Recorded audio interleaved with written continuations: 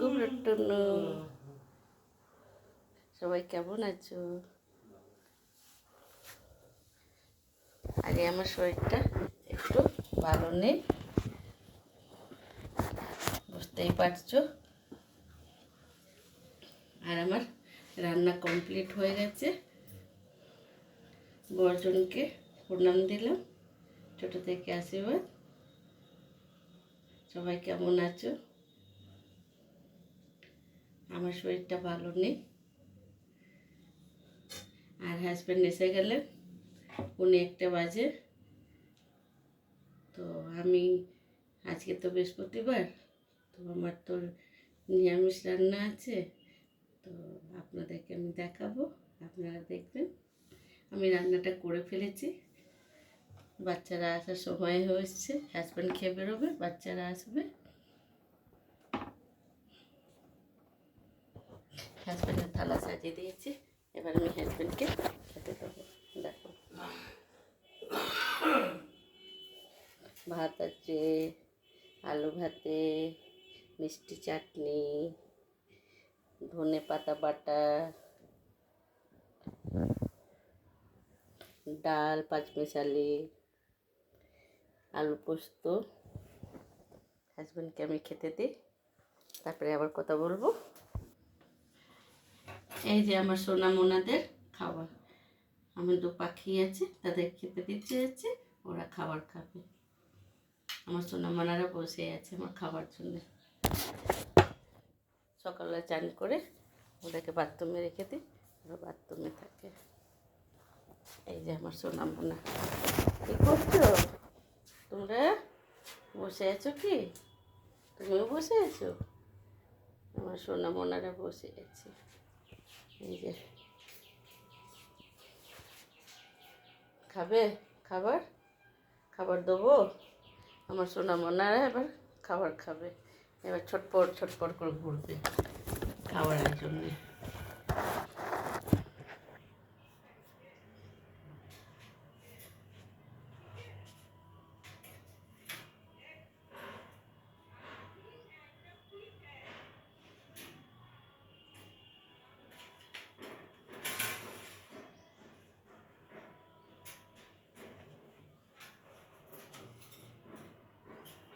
এটা খুব বদমাস, এটাকে আমাকে বেঁধে রাখতে হয়। ও খাঁচার দরজা খুলে না বেরোবার জন্যে। কালকে আমার ছেলেটাকে কামড়েছে, তা কামড়েছে কারণে ওর মুখের ভেতরে আঙুল ঢোকাচ্ছে, সেই জন্যই কামড়েছে।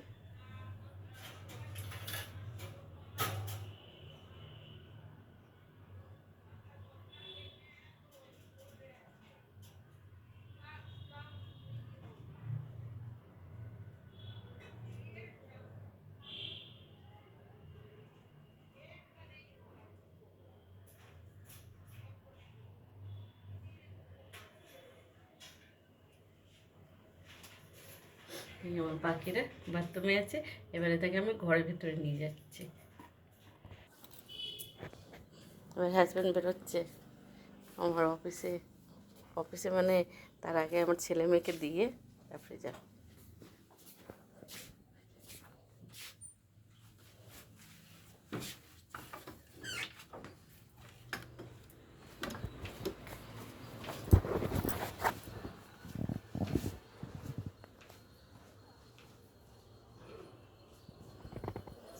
সব কাপড় জামা কেচেছি। এই আমার এটা হচ্ছে বালকনি।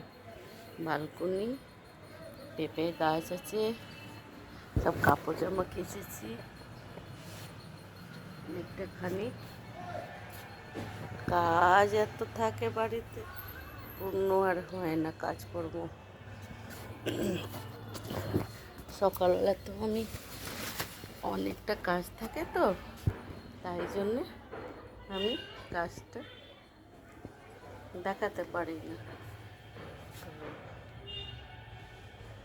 কি বলবো, দেখাতে পারি না। আমি একলা মানুষ, তো আমার বাড়িতে কেউ নেই। তো শ্বশুরবাড়িতে শ্বশুরমশাই ছিলেন, শাশুড়ি মা আগেই আমার ছিলেন না, আর শ্বশুরমশাই তো ছিলেন। তারপরে আমার বাড়ি খালি আমার একটা ননদ আছেন, তো পাশেই থাকেন। তো আমার বড় ননদ হচ্ছেন, তো পাশেই থাকেন। মাঝে সাঝে দেখা হয়, সবাই আসে, দেখা করে যায়।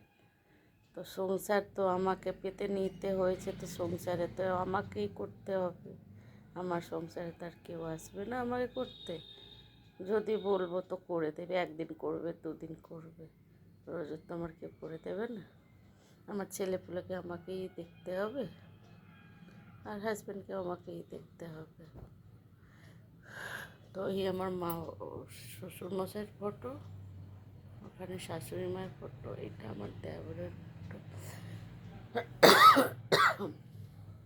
ভীষণ আমার টনসিল হয়ে গেছে, এই ঠান্ডা গরমে ওয়েদার হচ্ছে, আর এখন আমার টনসিল হয়েছে। আর ইচ্ছা করছে না আজকে আমার কিছু করতে, মাথা ভীষণ যন্ত্রণা করছে। সকালবেলায় ঠাকুর পুজো করেছি কেমনে করে আর কি, ভোরবেলায় একদম অন্ধকার থাকতে 4:45-তে উঠেছি।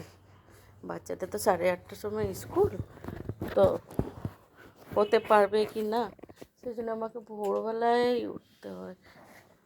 এই যে ভোরবেলায় মাকে ঘট পেতে দিই, আগে আমার পুজো, তারপরে ছেলেপুলে, তারপরে আবার কাচাকুচি, কাজের মেয়ে আসে, কাজ টাজ করে দেয় আমার, ওই ঝাড়ু লাগিয়ে দেয়, পোছা দিয়ে দেয়, আর এই বাসন টাসন থাকে ধুয়ে দেয়, আর ফালতু কিছু কাজ করাই তো হাতে টাকা দিয়ে দিই।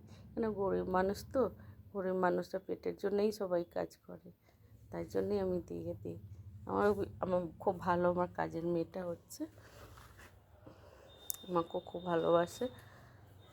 তো কেউ আশা নেই, কারো বাড়ি কাজ করে তো, তাই জন্য। আমার সোনা মোনাগুলো এসে গেছে, এই যে বাড়ির ভেতরে বসে আছে আমার সোনা মোনারা। কিছু বলবে না, কিছু কথা বলবে না, কথা বলো, তুমি বলবে, তুমি কথা বলবে। ও এখন কিচ্ছু কথা হবে না। এবার মেয়ের আসার সময় হয়ে যাচ্ছে, 1:20 হতে যাচ্ছে। শরীরটা আজ খুব ভীষণ খারাপ লাগছে। আপনারা ভালো থাকবেন। মা, কাকিমা, কাকাবাবু, দিদিভাই, দাদাভাই, সবাইকে আবার হাত জোর করে প্রণাম করলাম। ভালো থাকবে, সুস্থ থাকবে, আমার পাশে থেকো, আমাকে সবসময় নিজের পাশেই রাখবে। আর যদি ভিডিওটা যদি বিকেলবেলা করতে পারি তো আমি করব, আর যদি না করতে পারি তাহলে আর হতে পারবে না। তাহলে রাখি ফোনটা, টাটা। সবাই ভালো থাকবে, আবার দেখা হবে, টাটা, বাই বাই।